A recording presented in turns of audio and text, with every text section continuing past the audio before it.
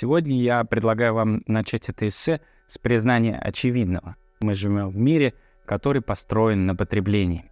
Куда бы мы ни посмотрели, наши глаза щекочет соблазнительная реклама, манящая обещаниями счастья, успеха и глубокого чувства удовлетворения. Наша культура потребления настолько укоренилась, что практически превратилась в религию, поклоняющуюся всемогущим богам материальных благ и мгновенных наслаждений. Но за сверкающим фасадом прячется мрачная реальность. Потакая своему ненасытному желанию иметь больше вещей, мы невольно попадаем в липкую паутину общественных ожиданий и неутолимой жажды. Мы становимся рабами собственных желаний, постоянно гоняясь за очередной блестящей штучкой, убежденные, что в ней кроется ключ к нашему счастью. У всего этого есть и обратная сторона. Из-за постоянно увеличивающегося набора потенциальных удовольствий нам сложно делать выбор, что, в свою очередь, приводит к желанию ничего больше не желать. Апатия и чувство отчуждения – верные спутники современного человека. Но об этом чуть позже. Последствия коварного цикла потребления поражают своими масштабами. Наша коллективная одержимость покупками превратила нас в homo consumeris, существ, вечно неудовлетворенных тем, что у нас есть, постоянно ищущих очередное средство спасения от скуки. Теперь мы сводим все свое существование к бесконечным поискам материальных благ и цифровых наслаждений, зачастую в ущерб внутреннему спокойствию и полноценным отношениям. Жан Бодрияр, французский социолог и философ, известен своим критическим анализом современной культуры и роли СМИ в формировании нашего восприятия действительности. В книге «Общество потребления» он вводит несколько основных понятий, которые дают представление о природе потребительской культуры. Рассмотрим некоторые из ключевых концепций. По Бодрияру общество потребления — это система, в которой социальные отношения, идентичности и смыслы в значительной степени определяются потреблением и обменом товаров и услуг. В нашем обществе обладание вещью становится основным способом участия и самовыражения. Бодрияр предполагает, что потребление выходит за рамки удовлетворения материальных потребностей и становится формой симуляции. В этой симуляции знаковая ценность товаров и их символическое значение становятся более важными, чем их полезность. Люди покупают товары не только ради их качеств, но и ради социального статуса и значения, которые они имеют. Потребительство, оказывая повсеместное влияние на нашу повседневную жизнь, оказывает также глубокое воздействие и на психику человека. Культ обладания формирует наши желания, влияет на чувство собственного достоинства и видоизменяет отношения с другими людьми.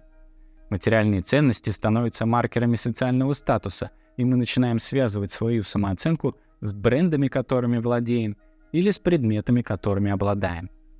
Стремление к внешнему одобрению путем приобретения товаров в конечном итоге приводит к разрушению чувства собственного достоинства.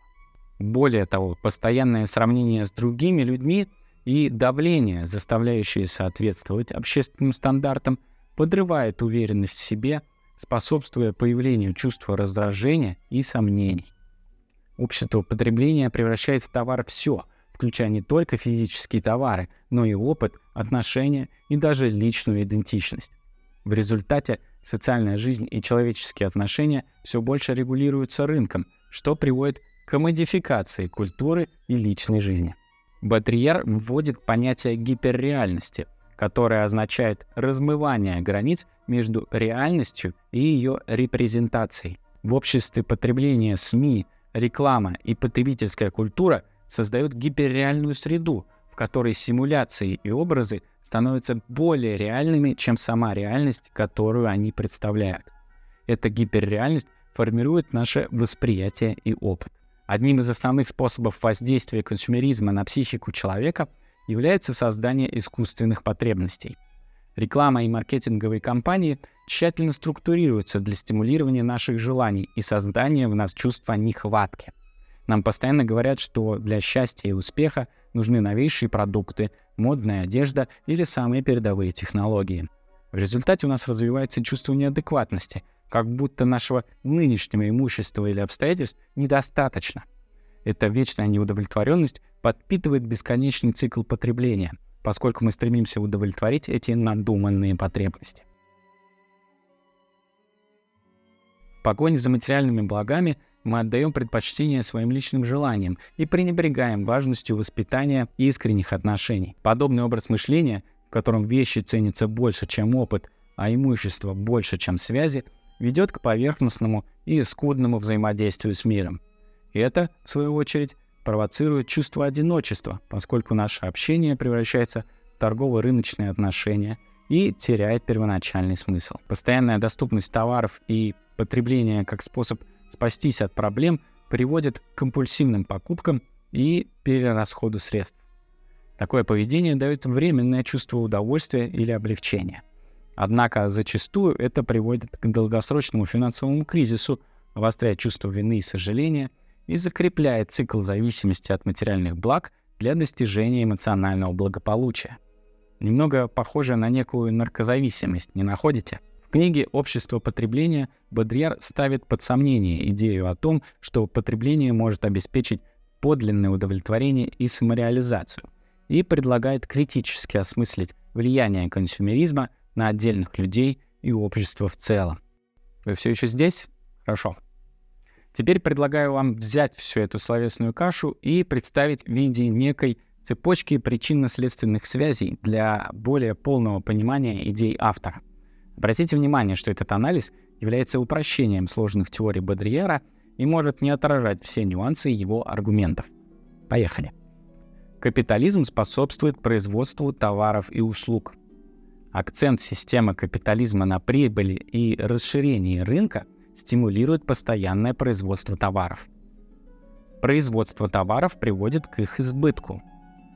Промышленность стремится производить больше товаров, чем непосредственный спрос, создавая мнимое изобилие. Избыток товаров ведет к чрезмерному потреблению. Наличие и доступность многочисленных товаров побуждает людей потреблять больше, чем им требуется для удовлетворения основных потребностей. Чрезмерное потребление порождает искусственные потребности.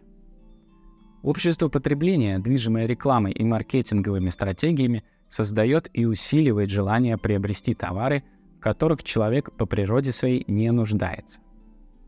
Искусственные потребности приводят к возникновению желания новизны.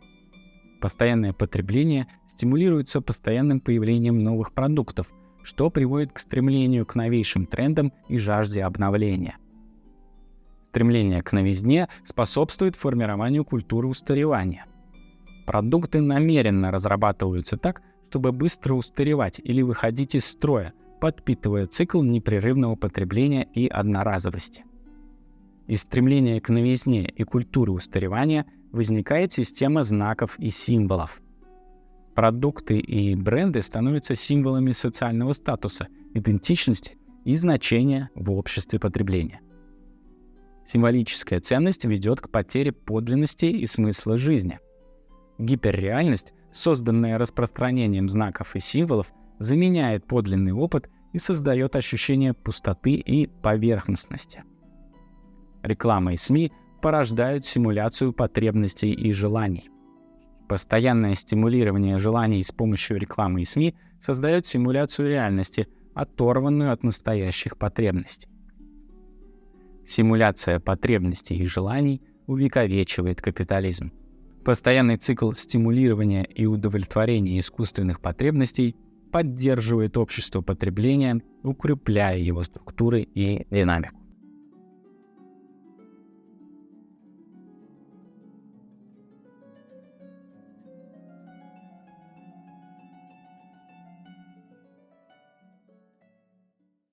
Таким образом, в нашем мире цепь потребления замыкается полностью.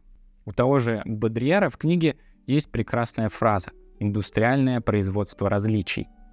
При просмотре рекламы может сложиться мнимое впечатление, будто этот конкретный продукт сделан именно для меня одного. Вот он-то точно подчеркнет мою индивидуальность и непохожесть на других. На более глубоком уровне мы по-прежнему понимаем, что нам нужна не индивидуальность, а принадлежность к некой группе, которую этот продукт или услуга якобы способны подарить. Настоящие различия в личностях людей отталкивают их друг от друга, создают конфликт, в то время как некие внешние, уникальные штучки, наоборот, притягивают. Встречают по одежке, провожают по уму. Купленная индивидуальность, как это ни парадоксально, позволяет человеку быстрее интегрироваться в племя.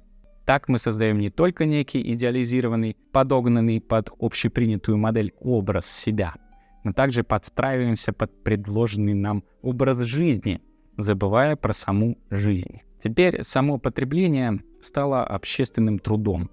Чтобы государства продолжали функционировать и наращивать потенциал экономики, нам нужно не только работать и зарабатывать, но и постоянно тратить. Для этого изобретаются условия. Нужно предлагать людям некие улучшения их жизни, создавая иллюзию потенциального счастья. Затем под это самое счастье выдается кредит, чтобы человек не забывал, для чего он работает. Все это не критика общества потребления, скорее констатация факта. Это правила игры, в которой участвуют практически все люди на этой планете.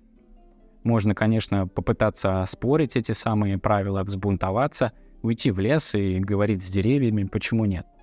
Вот только человек — существо социальное, племенное, и долго в качестве изгоя не протянет. Во всем этом прекрасном безобразии любопытен факт того, что вне зависимости от статуса и количества цифр на электронном счету в банке, людям по-прежнему нужны другие люди.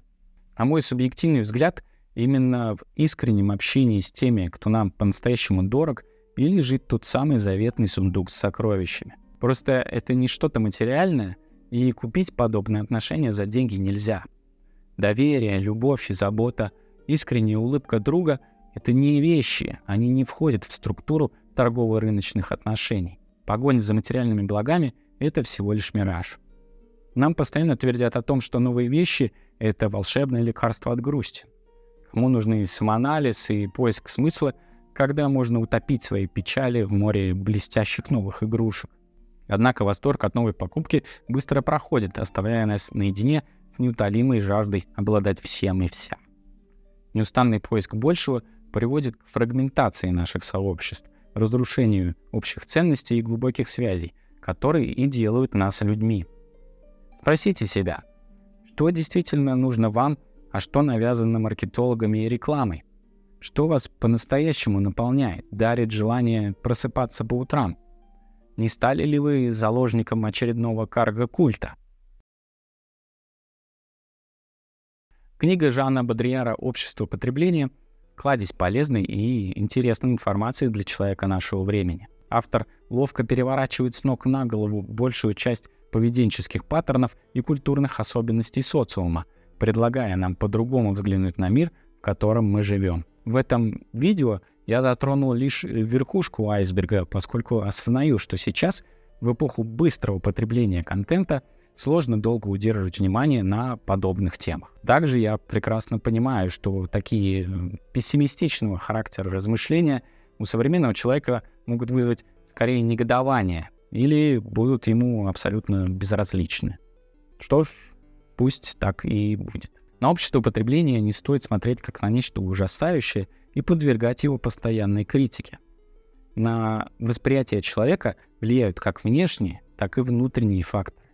Наш современный мир со всем его китчем и стремлением заработать как можно больше денег для того, чтобы затем потратить их на некие безделушки, стоит рассматривать как некий переходный момент в истории человечества. Мы пока еще очень далеки от понимания самих себя, все еще ищем свое место в этой вселенной. В известном романе Германа Гессе «Сиддхартха» есть очень емкое, на мой взгляд, словосочетание «люди-дети». Это выражение подчеркивает идею о том, что все люди, независимо от их возраста или роли в обществе, обладают врожденной детской природой. Отсюда можно сделать вывод, что путь к самореализации и просветлению предполагает избавление от иллюзий и ограничений детского мышления и развитие более глубокого понимания себя и мира. Я бы хотел этот вывод слегка расширить и поделиться своим мнением на данный счет. На мой субъективный взгляд, реализовавший себя человек — это тот, кто способен грамотно сочетать в себе и детское неравнодушие, и способность в нужный момент отходить немного назад и видеть картину целиком. Обо всем этом я буду и дальше продолжать рассказывать на этом канале. Благодарю за внимание. Как всегда, на прощание скажу: Оставайтесь любопытными, продолжайте исследовать и до новых встреч!